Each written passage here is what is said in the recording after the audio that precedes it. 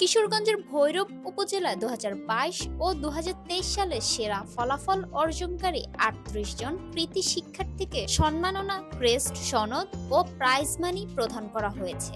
উপজেলা মাধ্যমিক শিক্ষা অফিস ও জেলা শিক্ষা অফিসের আয়োজনে উপজেলা পরিষদ হলরুমে এই অনুষ্ঠান অনুষ্ঠিত হয়।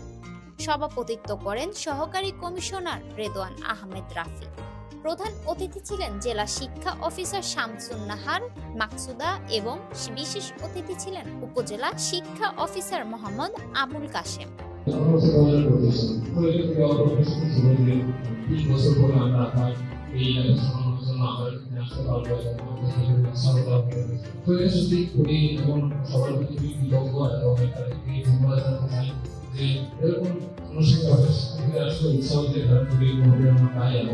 আমরা ভবিষ্যতে আরো ভালো করার চেষ্টা করব।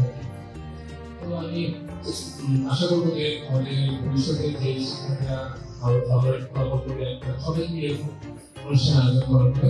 তো আমি সত্যি তাদের প্রতি ধন্যবাদ জানাচ্ছি এবং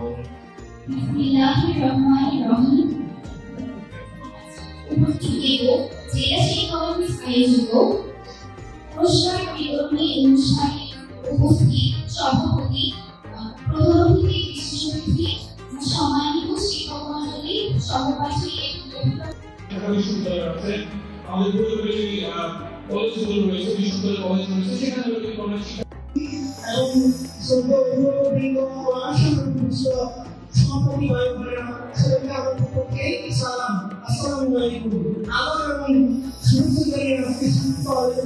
পারফরমেন্স বেসড গ্র্যান্টস প্রকল্পের আওতায় এসএসসি ও দাখিল পরীক্ষার্থীরা 10,000 এবং এইচএসসি ও আলিম পরীক্ষার্থীরা 25,000 টাকা করে পুরস্কার পান।